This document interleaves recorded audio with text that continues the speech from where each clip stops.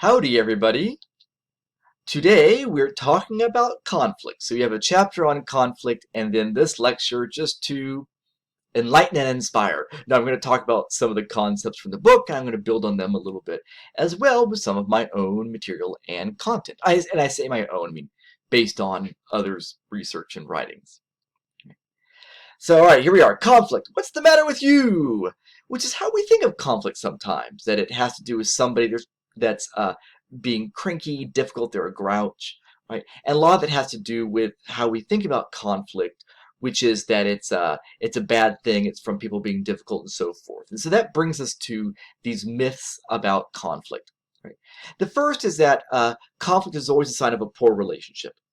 Now look, if you're having a lot of arguments in a relationship, it's very possible it's a poor relationship.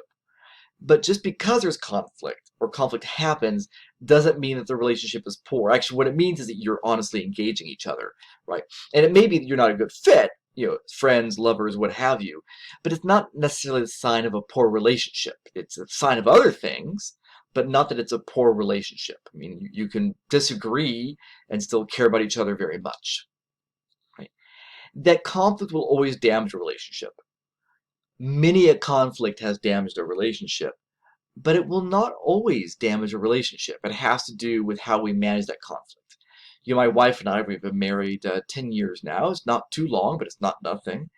We've had our share of conflicts, but it doesn't have to damage the relationship. I mean, they happen, but if we deal with them in a way that's respectful and as much as possible productive, then, the conflict, it's okay, and it might actually get us to a better place.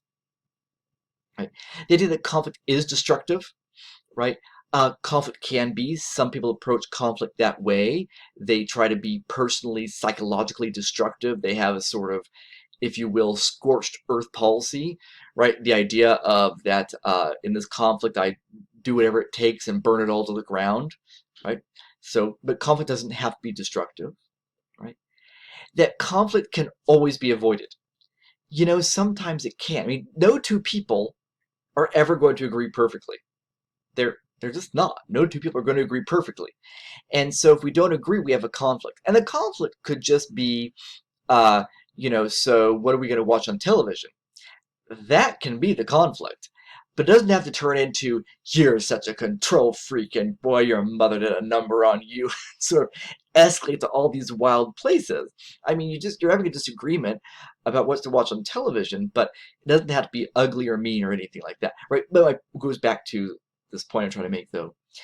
So we cannot always avoid conflict. You want to watch one thing, they want to watch something else. That's just where we are. Right? And the conflict is always caused by misunderstanding. Right? When it's this idea that, and I've been in situations like this. It's been very personally challenging for me on the receiving end of these things.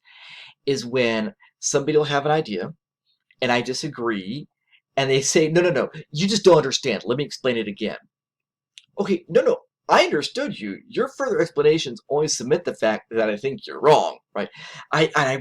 I say it because I really don't do well when somebody says, you just don't understand, or you're not listening. Those two things are not best being said to me, right? But sometimes we think, if I just am more clear, you'll understand me. Now, sometimes there's a conflict, and you say, wait, I'm not sure. I think we might have a misunderstanding. What I'm getting at is blank and blank. And the person says, oh, that's what you meant. You say, yeah, I thought you would like that. And they say, oh, yes, I do. Thank you. Right? Some conflicts, we sometimes call them pseudo-conflicts. They just come from misunderstanding. Absolutely. But the idea that conflict is always just because of a misunderstanding, no, it may well be because I understand you very well. I disagree with you quite a lot. Right? And that conflicts can always be resolved. Right? We'll always just resolve it. We'll fix it. They can't always be resolved. Sometimes we're going to have to live with conflict. We disagree about this, but we have to decide on something, and we end up deciding on something that I'm not happy about, and that's just what it is. Right? So conflicts can't always be resolved. It doesn't have to be the end of a relationship, but they can't always be resolved. And by the way, I think you heard my doggy. I think you heard Bijou in there. Okay. And also that a conflict always has to have, or always has, a winner and a loser. Conflicts can have a winner and loser, sure. Conflicts can end up with two losers. I mean, boy, you're really doing conflict right when everybody walks away unhappy. But conflict can end with two winners, with you both getting what it is you're looking for. And we're going to talk about that in the second half of this lecture on conflict.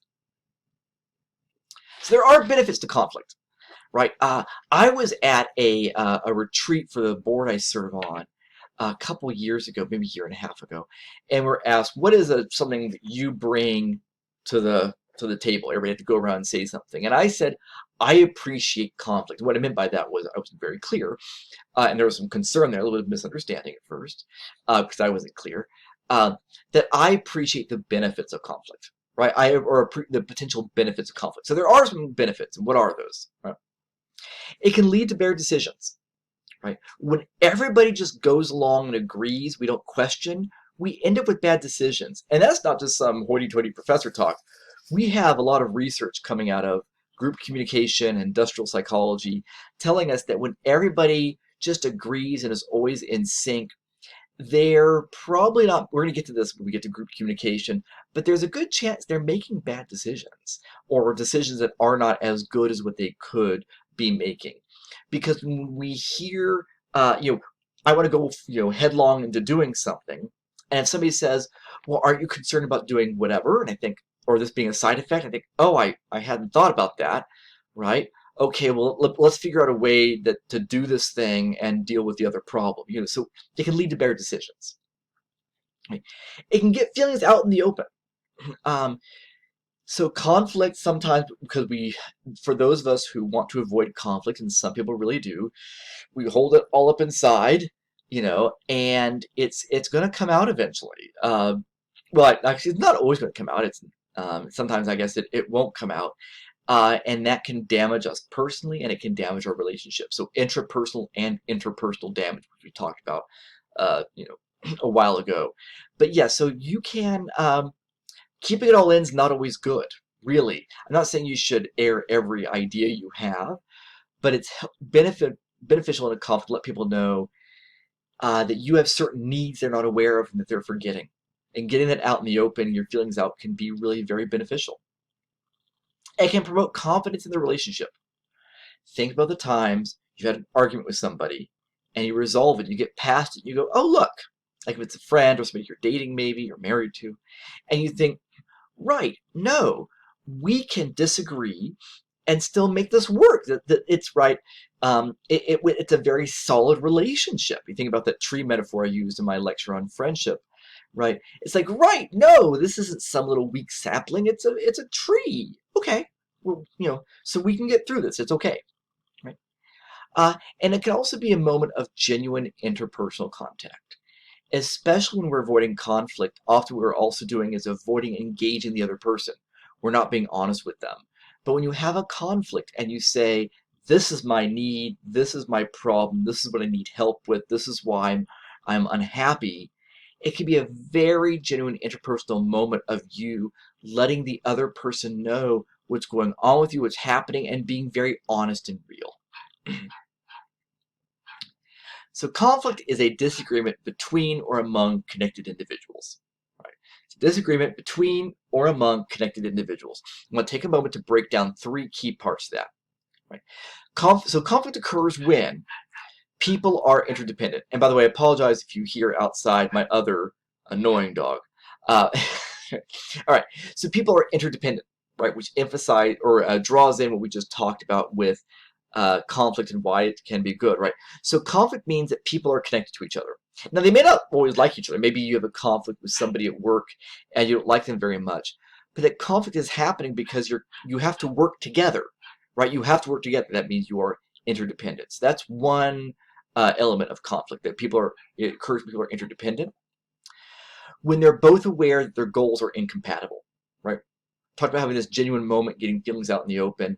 So when we're both aware that we're trying to accomplish something different than the other one, we both want to see something different happen, we both have different needs, that's when it happens. We're both aware that our goals are not compatible. And it happens when people perceive each other as interfering with their own goals. And that has sort of a negative ring to it. But the idea that we're having a conflict because there's this thing I want to do, and because of you, I'm not able to. And because of one of your goals, right? I want to watch this thing, but you won't let me, right? I want to be the one who works with this customer, but you don't want me to, right? So it occurs when I have a goal and I see you as interfering with it. So there's this notion of face, right? This has to do with the identity of the person who's in the relationship and in this conflict, right? Their own identity. Right? So face attacking conflict strategy are those where you're coming after the person, right, that you're in this relationship or conflict with. Right? So there is belittling, sort of below the belt stuff. You tell somebody, why should I talk to you? You never even finished high school. I mean, that's just, you're just belittling. What you're doing is you're saying that they're less than you, right? You're belittling them. You're making them less than you, and it's below the belt. It's just not appropriate. Blaming, right? Face attacking conflict strategies to say it's all your fault, right? Not even that you made a choice that wasn't very good, but the idea that it's all about you and it's your fault. That's attacking the person who's in this conflict and with whom you're in a relationship, right? Face enhancing strategies, right? Those that help the other person to don't attack their identity, but help them, encourage them to be cooperative in a conflict, right? You affirm them as an individual. You say, listen, we all have a hard time. I understand that we all have our own needs, right? You affirm them as an individual. I understand that you're trying to balance work and family, and that's contributing to you being late, right? That affirms them as an individual with their own needs, right? And giving them space, right? You give them space. You don't demand things of them right now. You give them space to be who they are. You give them space to think, to reconsider. These are face-enhancing conflict strategies that help to build up the person and help them to encourage them to be more cooperative in a conflict. So there are types of conflict. The first type of conflict are content conflicts. These are like the easiest ones to resolve, or actually, excuse me, the first type of conflict, content conflict, are the easiest type to resolve. They're fact, right?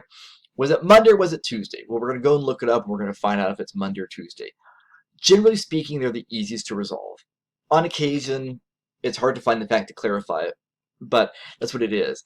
I, for instance, don't, if I feel myself slipping into a fact conflict, I admit I pull out of it pretty fast because I see we're not going to get anywhere, right? The other day, and I bring this up not trying to make my wife look bad at all. It's just sort of funny in some ways, because we came across a mask, right, a child-size mask during this pandemic, and my wife said, "Oh, well, that's Grant's," and I said, "No, that was Eleanor's." And she said, "No, this one's Grant." And I said, "No, Eleanor's been wearing it." She said, "Well, that may be, but this is Grant's mask." And I said, well, okay. Because one, it didn't matter whose mask it was, really. Eleanor can wear it if she needs to, and whatever. And the back and forth wasn't going to solve anything. Was it Eleanor's or Grant's mask? Because my niece had made these masks for us. Whose mask was it? I was like, it doesn't matter. Later in the day, Ivy said, "Oh, wait, this other one, this is Grant's mask. That one was Eleanor's." I said, "Yeah." She said, "What?" I said, "Well, I just thought we weren't going to get anywhere, so I just let it go," right? Which may not be a great strategy, really, but the point is, that's a fact conflict, and generally the easiest to resolve, and the ones that personally I refuse to get tied into the least because you're just spinning your wheels. Okay, policy conflicts. So policy is about think about legislatures create policy, right? Policy is about what shall we do, right? What's the best way to do something? And a lot of times with this, we get tied up into, right, we're going to reveal people's values. What sort of things do they value more than something else? And so it's not that they don't see, it's going to take away something from what, or take away from something that you care about. It's just that they care more about their own or something else, right? So that's a policy conflict. And so when people have been debating when to and what way to open schools for children during the pandemic, so how should we do this? Well, some people are saying, there are those who cannot afford childcare, don't know who they'd use for childcare, and they have to work. If they stay home with their children, they will not be able to make rent. It's a real thing. And so they need the schools to open, and others are saying, well, we're not sure how safe it is. And so there's the question of safety and the question of need. And I'm not saying people are treating teachers as babysitters, and some may, but for some families, it's a really difficult decision of what to do. And by the way, yeah, well, you don't care what I think, doesn't matter, right? So those are policy conflicts, right? Then we get relational conflicts, right? And those are conflicts that in which it's not about a fact, it's not about a policy, it's about some issue of us. Now, we may be arguing about a thing, what was said, what needs to be done. So when Ivy and I were having a disagreement about those masks, I mean, we kept it very much as being a fact conflict, but it could have become also a relational conflict. And so let's watch a video clip that is an example of how a conflict becomes not about the issue, in this case, the lemons, but it becomes about the relationship itself. This is a clip from the breakup with Jennifer Aniston and Vince Vaughn. Courts is the right-hander, Will Holman the lefty. Gary? Yeah. Oh, Gary. come on. Really?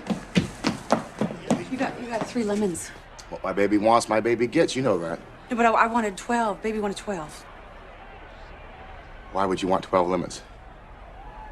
Because I'm making a 12-lemon centerpiece. So no one's actually even eating them? They're show lemons? Yeah, they're just show lemons. Shown in the center of the table. Glad you find that amusing, but I cannot fill a vase with only 3 lemons. Well, can't you just use, like, maybe a drinking glass? I could use a Well, you drinking... can have a smaller version of a centerpiece. I'm not gonna use a drinking glass for our centerpiece. You know what? I got an idea. Why don't we go ahead and scratch the centerpiece idea altogether? Because the chicken that burnt my mouth could maybe use a little bit of lemon on top of it. Guess what? Now we made a better meal versus something visually nice to look at. What are you What's happening here? What are you doing?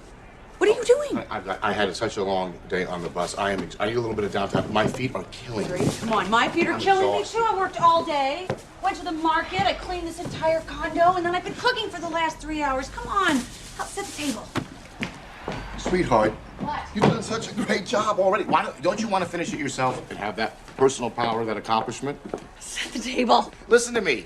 Do you think that when Michelangelo, right, was painting the 16th chapel, that he said, hey guys, you know, I did pretty good on the first 15 chapels, but why don't you help me design this one? And maybe you could help me, give me a brush, and you guys can grab brushes and we can all make a great chapel.